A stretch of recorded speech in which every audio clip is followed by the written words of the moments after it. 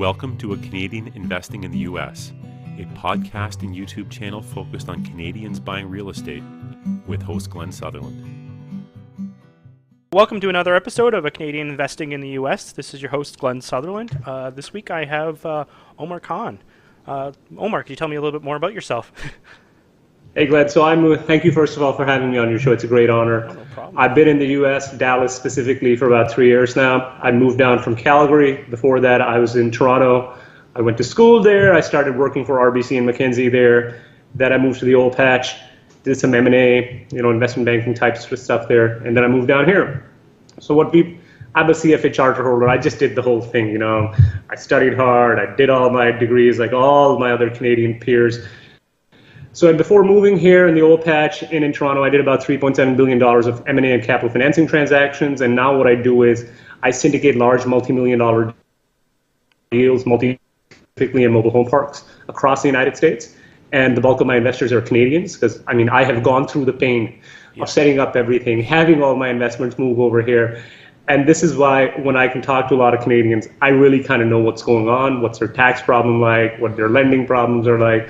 And then we can structure products that are just right for them as opposed to, hey, just invest in my super awesome deal. And I guess you can figure out everything else yourself. What are some of the myths that Canadian investors are falling into? Well, number one is the myth that, you know it better than I, the 1031 exchange. Yes. Right?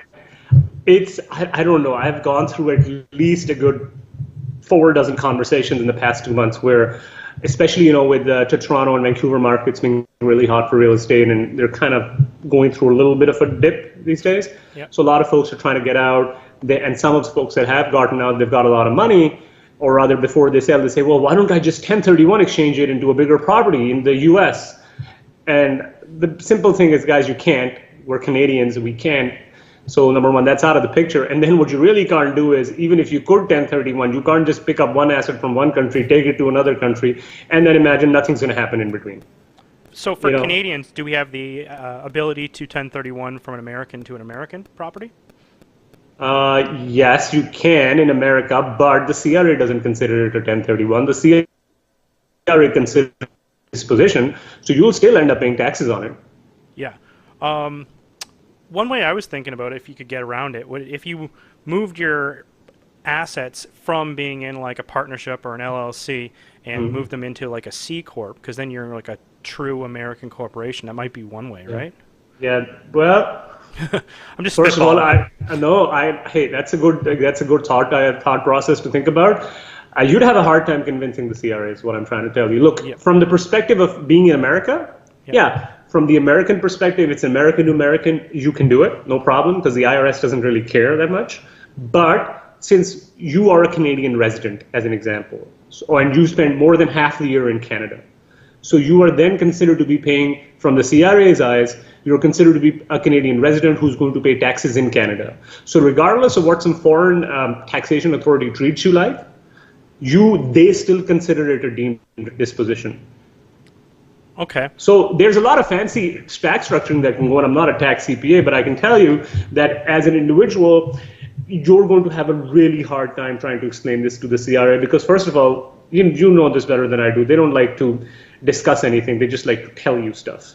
Because I just went through my first American tax return and Canadian tax return, and it seemed that the CRA just wanted the one piece of paper that they get from my American accountant, and they sort of, you just fill out a couple things, and then they just want that thing. So in honesty, I didn't really look at it, but I guess the 1031 would show up on that form that CRA would see. Yeah, look, yes, I think it would show up on that form. And the other deal also is that, contrary to say even 10, 15, 20 years ago, what's happening now increasingly is because there's so much, America and Canada share so many things in common, right? We have so many people going back and forth all the time that the CRA and the IRS, especially in the last 5-10 years, have really started sharing a lot of information. You'd actually be very shocked. And say even 20, 25, 30 years ago, Canadians could play this little game of, well, they'd, do a 1031 there, but not really kind of, slip it under the radar over here in Canada. Yeah, that doesn't work anymore because the CRA and IRS share pretty much all the information, and all you really have to unfortunately get done to you is get audited once, and then it's game over. I mean, then they're going to make your life a living hell. What would you say that Canadians would want to know before investing in the United States? Well, first of all, I would suggest what Canadians should know, or rather, right off the top, what Canadians should do is that they should consult with a good cross-border CPA. And the reason why I say that is because a lot of times it doesn't necessarily matter what you're investing, what you're doing, but depending on how you're doing stuff, the amount of taxes you might end up paying might not make it very attractive to invest in the US for the type of strategy that you're trying to do, as an example, right? But conversely, if you set up yourself with a good cross-border CPA, and I think we share the same cross-border CPA, right? Elliot, did you go to Elliot? No, I'm actually using Ali over in Dearborn, Michigan. Okay. Well, anyways, what happens there is when you consult with a cross-border CPA, they can give you a good perspective of what your selective options are. So, for instance, for my clients aren't people who want to invest just in houses, because a lot of these are folks who want to invest in, say, large apartment building. And there's a whole number of economic reasons why they want to do that. You get better tax treatments, you get better risk diversification, better return management, all of that kind of stuff, right? Because you're investing in bigger, more bluer chip sort of assets, as an example. So your investment is safer, it's managed by professionals, all of that. But the biggest thing Canadians have to realize is that you can't just show up to the US and it doesn't start raining dollar bills on you.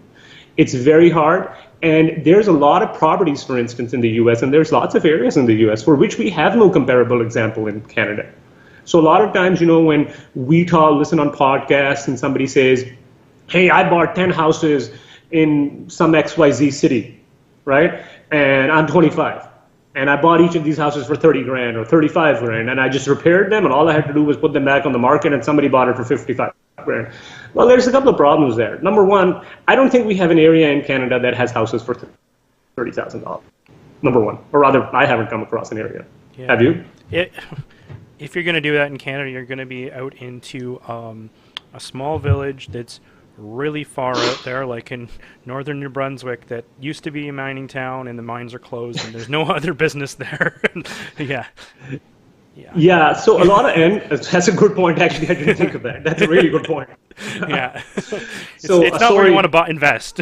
Exactly right. And the other deal also is that now you might hear say, oh, this house is in like this really big city that we've heard about. Pick a big city that you like, right? In the Midwest, South, whatever. Yeah. The problem is a lot of these places, they're war zones. Literally. I mean, I'm literally telling you, we do not have an equivalent in Canada, because even walking down the street in these neighborhoods, you will not feel safe in your car. So let alone if you buy houses there, yeah, they look great on paper. They look like, oh, I can make such high cash on cash, such higher ROIs. But there's a difference between something looking really good on an Excel sheet and then you actually collecting all the cash. Yeah. Because there's a big difference. If somebody is paying you $400 a month or $500 a month, well, there's a good chance they're not going to pay you 3 or 4 or 5 months out of the year. And best of luck trying to collect from somebody who doesn't have the cash and has a gun. Yeah. So we're talking about if you're going to go buy in some of these towns, you're going to need someone who has like a market experience and that city's experience. So sort of looking at building our teams, right? Yeah, first of all, you should be building your team, and that starts with your cross-border CPA for you to know what options you do have to begin with. But the other deal also is, and you'll observe this as well, is, look, we in Canada feel that unless each of us doesn't have like at least a college degree or an advanced college degree with a master's in businesses, we cannot opine on a subject, as an example, because we just feel like we just have to be so trained in something before we can even go on a radio show or a podcast like yours or a TV show and opine on something. It's the exact opposite issue in the US. They are so entrepreneurial in the US that there's lots of guys out there, for instance, who have no business being in real estate. They can't even add two numbers together, but because they can talk slick, they've lived in a city. So when you're an out-of-state or an out-of-country investor, you just feel, wow, this guy's really good. He knows what he's talking about. But again, it's that big difference between paper returns on Excel and actual returns. So when you're building your team, you really have to focus in and see, well, yeah, what happens outside of this marketing? Because don't be as trusting as you would be in Canada. Yeah, no, I agree. And like you need to vet who you're dealing with. Like you can go to Bigger Pockets and read reviews on each person. Like you can read reviews on people and Google them. And find out more about them, because just because they have Oh, a yeah. podcast doesn't mean that they're, to get a podcast, you just have to go sign up for a couple accounts and pay for some hosting, and you're up, right? I know that there's a lot of differences between syndicators, just from interest rate wise, like preferred rates. There's a difference in if they're going to give you depreciation credits. There's a lot of, from one to the other. We almost strictly compare as like novices based on what they have for the interest rate, and we're not looking at a lot of the other underwriting that's going into the whole the deal, right? Yeah, so I can tell you, you've raised adequate points, and all of these are things one should be considering. But also think of it this way, and again, I don't know about your syndication, so I don't know the details and particulars there. But the issue you'll also start seeing is that we have a lot of, especially Dallas seems to be like ground zero for this thing, okay? We have a lot of club investors, people who are from some guru or mentor, and nothing wrong with that, because they give you a lot of value, they teach you a lot of stuff. Yes. But the issue is that there's a lot of people, for instance, who think that just because I took a weekend course or I took a 4-week study course in something, it could be anything, I'm studying. And there's a big difference in, passively reading something and actually doing it on a day-by-day basis. For instance, look, the only reason why a lot of my underwriting models are used by some of the leading syndicators, why I'm a financial partner with some of the leading syndicators, even though they have done more deals than I have. The reason for that is that for the first 10 to 12 years of my life, I was working in blue chip of Canadian firms. I was working in the RBC, CIBC, Synovus Energy, and Canada. I was doing all this stuff on a day-by-day basis. So I had already built out a track record day in and day out of 80, 100-hour weeks for about 10 years in a row, right? So I'm not saying that what I'm doing is something special. What I'm trying to say is that me or any other person who has a track record of doing something is just infinitely going to be better than some guy who took 2 or 3 weeks course. And that's just the way it is, because look, I can't do your job. Even I might read something about it, but I really can't do your job, right? Yep. So some of the biggest things that as a Canadian investor we should be looking at is forget about just looking at the returns, guys. People are laser focused on the returns, and I feel that's not entirely the best way of looking at things. What the average investor should be looking at is the risk. Well, for the given level of risk that I had, and the risk is not just financial, the asset doesn't work out. The risk is all of these things that you said. The sponsor doesn't have a good track record, or the sponsor is a newbie, but they have their guru saying, well, I blessed this person. Well, the problem is the guru doesn't have any skin in the game. All they really said, because this guy paid me $20,000 every 6 months for my course. That's the extent of what the guru is saying. The guru doesn't have their name on the loan documents. The guru isn't investing their money into this. So, I can say whatever I like, but that doesn't mean that's reality, right? Yeah. So look at the risks that way, and then also look at their professional background. So, for instance, if somebody is really good in finance, as an example, they might not be the best person who can do property management. And conversely, if somebody is really good at property management, they might not be the best person to do your taxes. And that's got nothing against the person, but it's a very specific skill set. So with regards to underwriting, I know everybody's focused on returns all the time, but there's a lot of factors that go behind that. And to be honest with you, like we said earlier, any number can be shown on Excel. If you give me the worst asset in the world, I can show you 100% a year return for the next 5 years. It's just that it's just not going to be reflective of reality. So adequately looking at your returns, then doing all of your due diligence up front. Checking, talking, having big, deep discussions with your syndicators, not just about, hey, what's the project like?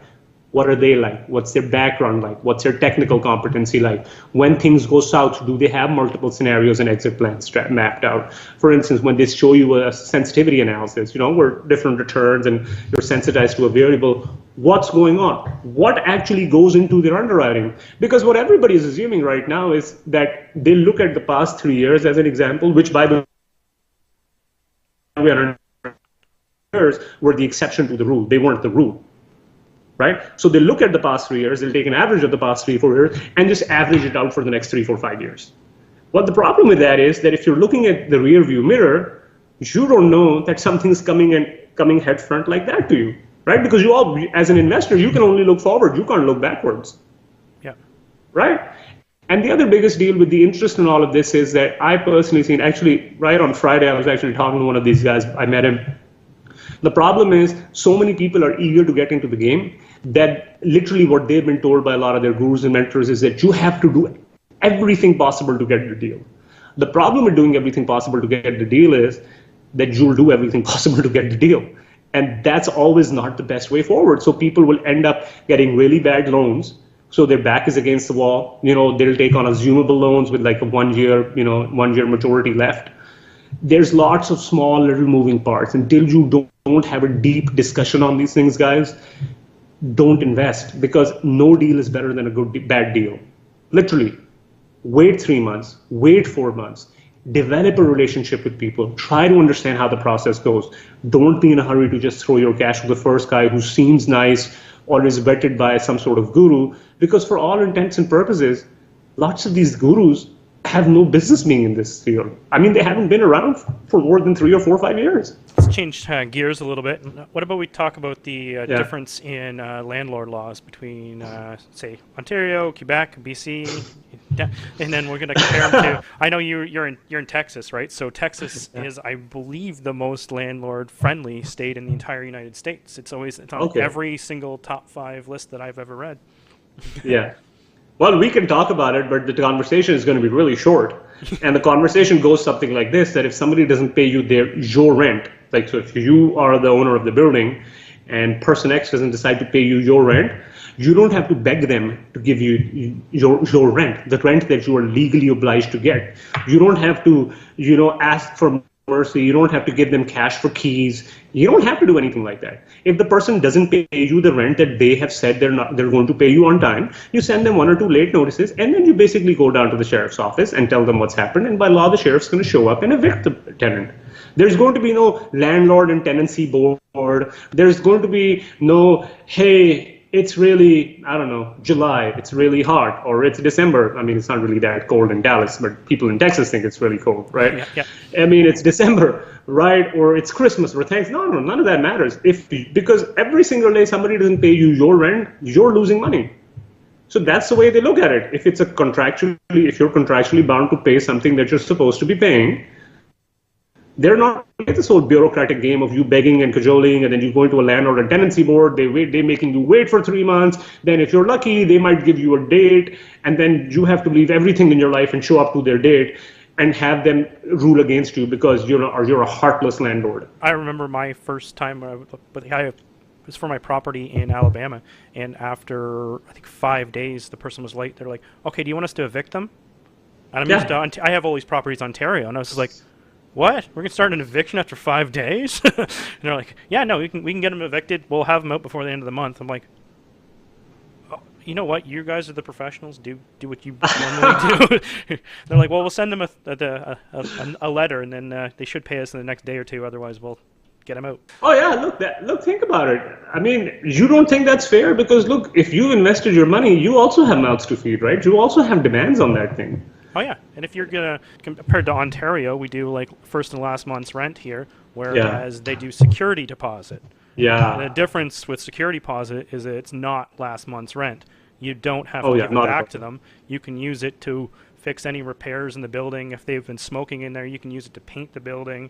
Anything that's caused by the tenant, you can use it to pay that. And I think in Texas, it's you have 2 months or 3 months to give them the security deposit back. So you have time for your contractors to go in, find anything else that hasn't been discovered, and return it. But that changes from state to state. I think it was a month in Alabama, 2 months in Indiana. But it's in that range though. But it's returned to them as long as they've left it in good condition. But it can be used for repairs. Look. And the other deal also is it also changes from submarket to submarket. So as an example, if you're in, say, Las Colinas, which is an affluent submarket of Dallas, if you're there versus, say, I don't know, if you're in Irving, the other part of Irving, right? Okay. Rules will slightly change because the competition around you is also going to set some of the rules. It's not just a legal issue, right? If your competition is charging $300 for a security deposit and you have the comparable building, but you're charging $500 for a security deposit, well, guess what? Most people aren't going to show up to your place, right? Nobody wants to go through that sort of hassle. But the other deal also is, there's no this first and last month rent because a lot of these things feed into each other, right? Look, if you don't pay the rent, well, they're going to evict you. So they also have some sort of security. And the other deal also that we've realized over here is that contrary to Canadians, and this took me a little while to figure out also, Americans actually like a lot of their leases to be month to month. Yep. Whereas over in Canada, we like to sign like a year-long lease or 6-month lease or, for security purposes.